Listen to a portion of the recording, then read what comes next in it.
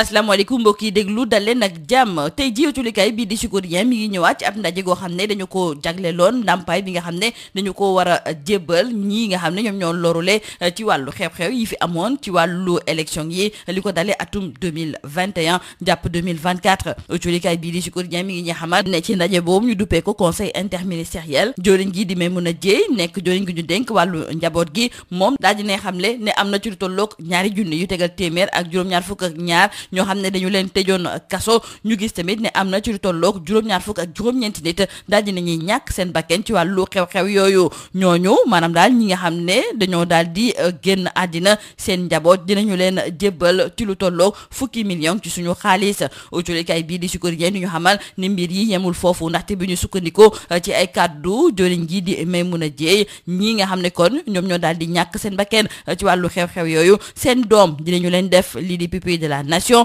rax ci dolli seen njaboot dinañu leen dugal ci bépp programme social boo xam ne gouvernement bi daf ko fee teg suñu natango yi daal di lim bourse de sécurité familiale couverture sanitaire universelle ak tamit carte d'égalité des chances ñoom it dinañu leen yombalal lépp lu jublu ci wàllu financement yoo xam ne dafay jóge ci wàllu DER wante it ci wàllu fonds national de crédit pour les femmes ak tamit fonds national de promotion de l'entrepreneuriat féminin autolikaay bii di Sud Quotidien di ñu xamal ne tamit ci wàllu wér-gi-yaram bépp prise en charge boo xam ne daal seen njaboot laaj na ko dinañu leen ko jébbal ci ni mu waree kon nañu jàpp ak autolikaay bii di Le Quotidien ne groupe Sénégal daal di ne génne ay chèques yoo xam ne daf ko fas yéene kon jébbal ñi nga xam ne ñoom ñooy njabootu ñi lorule ci wàllu événement yi fi amoon ci wàllu politique li ko dalee atum 2021 jàpp 2024 autolikaay bii di L'Info it li ni mel la daal di fësal ne gouvernement bi génnee na chèques yi dina nag ndàmp ñi nga xam ne ñoom ñoo lorule ci wàllu événement yooyu seen njaboot tamit dinañ leen jébbal koppar wante it dina am koppar gu toll ci 500 000 francs CFA goo xam ne daal dañu koo jagleel képp koo xam ne da nga bokk ci biir base de données bi nga xam ne waa ANSD ñoom ñoo ko daal di fësal ci biir autolikaay bii di L'As su natango yi tamit di ñëwaat ci ndàmpaay bi nga xam ne kon dañu ko nar a jébbal ñi lorule ci wàllu xew-xew ci wàllu politique yi nga xam ne daf fee amoon li ko dalee atum 2021 jàpp 2024 ñu desandi ba léegi ak autolikaay bii di L'As ndaxte mi ngi ñëwaat ci wàllu appelu laayeen yi bi nekkoon téeméer yu tegal ñeent fukk ak juróom ñu daal di koy ndarkeppe démb autolikaay bii di L'As nañu nag ci cérémonie de clôture bi kii di Mamadou Lamine Laye nekk ki yore kaddu laayeen yi moom daal di ne xam ne di groupe Sénégal lañ doon xaar ci ñoom de gisuñu ci lenn wante loolu taxul nag ñoom lépp li war ci wàllu appel bi defee nañ ko ci ni mu waree autolikaay bii di enquête kon di xamle ne ci appelu laayeen yi dafa mel ni nag ne groupe Sénégal su fekkente ne am na ñenn ñu leen jaajëfe ci nañu doxalee am ñeneen ñoo xam ne kon dañ leen ci daal di ŋaññ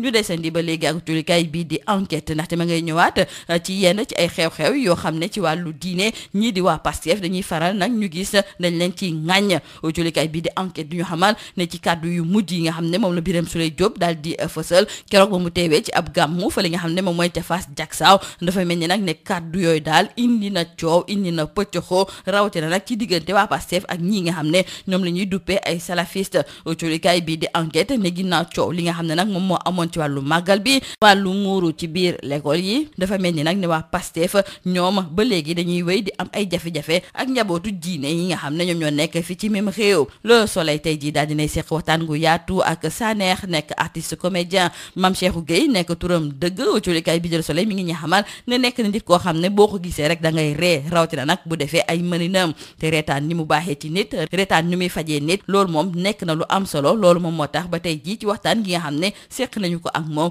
ñëwaat nañu ci lii nga xam ne moom mooy talent bi nga xam ne moom la Mame Cheikhou Gueye daal di am jeexale ko ak génnub àddina professeur Abdoulaye Dièye autolikaay bi di Le Soleil moo ñuy xamal ne université Cheikh Anta Diop de Dakar daal di ne ñàkk ab juriste bu xarañ ci biir autolikaay bi di Sud Quotidien Mamadou Ndoye moom mi nga xam ne moom mooy coordonnateur sursaut citoyen moom it moom mooy delloo njukkal ki nga xam ne de moom mooy professeur Abdoulaye Dièye moom muy xam ne professeur boobu nga xam ne dafa xarañ ak tamit xam-xam gu fees dell ci xelam moom de kon dëddu na àddina te it soxla woon nañu nag ay jëfam ak tamit xam-xamam ci fépp foo xam ne nag réewum Sénégal daf cee fas yéene teg tànkam. moom nekkoon ku ñu ràññee woon loolu ci wàllu assises nationales yi ci wàllu CNRI ak tamit ci sursaut citoyen moom moomu di Mamadou Ndoye daal di gis ne ngir delloo ko njukkal li ñu war a def rek moom mooy wéyal xeex bi nga xam ne moom da ko doon amal fii ci mim réew ngir gën a dëggal état de droit ak tamit fexe ba réewum Sénégal nekk réew boo xam ne démocratie def fi wéy di sax nee na nag noonu de la ñu mën a def ngir war a mën a delloo njukkal professeur Abdoulaye Dièye. groupe Sud Communication di jébbal njaalam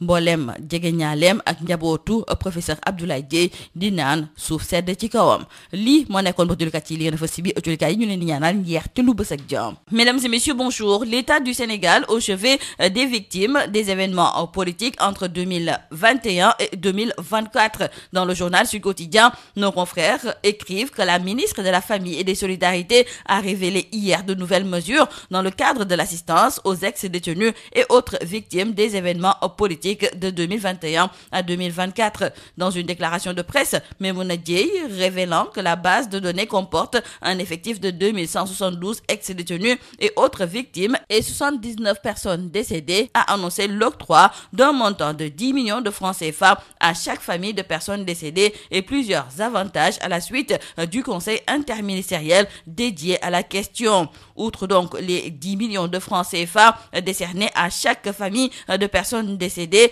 nos confrères du journal Sud Quotidien listent aussi plusieurs autres mesures prises par les membres du comité interministériel chargé de proposer une assistance aux ex-détenus et autres victimes de la période préélectorale. Ces mesures comprennent l'admission des orphelins mineurs au statut de pupille de la nation, l'enrôlement des familles dans les programmes sociaux du gouvernement suivant les modalités à définir, la facilitation à l'accès au financement à travers les mécanismes de la DER, du Fonds national de crédit pour les femmes et du Fonds national de promotion de l'entrepreneuriat féminin. Loin de s'en arrêter là, la ministre de la Famille et des Solidarités a également annoncé la prise en charge médicale et psychosociale pour tout ex-détenu ou autre victime blessé ou malade en lien direct avec les événements indiqués sur la base d'un données médicales établies par les structures sanitaires. L'État sort ses chèques, c'est d'ailleurs le titre qui barre la une du journal Le Quotidien. Nos confrères qui reviennent sur l'indemnisation des victimes de 2021 à 2024,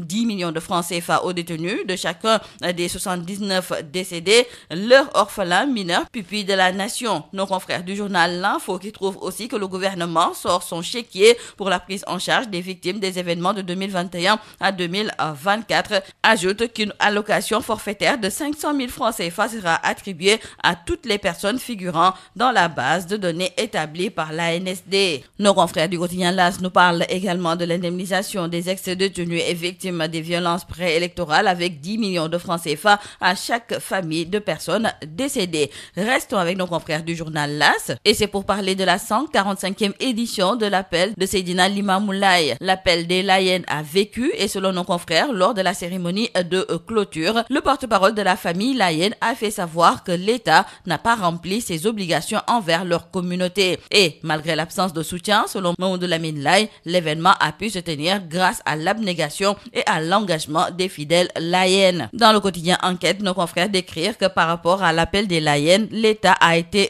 remercié mais aussi critiqué. Restons avec nos confrères et c'est pour signaler que depuis l'accession au pouvoir du parti PASTEF, ce dernier donc fait face à des défis complexes dans ses relations avec certaines communautés religieuses du pays. En effet, peut-on lire dans le journal Enquête les récents propos tenus par le ministre de l'Énergie, du Pétrole et des Mines, Birame Souleye Diop, lors de la cérémonie officielle du Gamou de Fass Diacksao ont ravivé les tensions entre le parti au pouvoir et une frange de la société sénégalaise, notamment les salafistes. Ces déclarations, jugées désobligeantes, ont suscité une vague de réactions et exposent les fractures entre le parti au pouvoir et les familles religieuses, autrefois perçues comme des alliés potentiels. Dans le quotidien Le Soleil, nos confrères se sont entretenus avec l'artiste comédien Saner. Mame Cheikhou Gueye, de son vrai nom, fait partie donc de ces comédiens qui ont le don de faire oublier le stress et les soucis quotidiens. Nos confrères d'ajouter que ce comédien, aux multiples facettes et au talent naturel, ne se démode jamais. Son parcours est une véritable odyssée humoristique.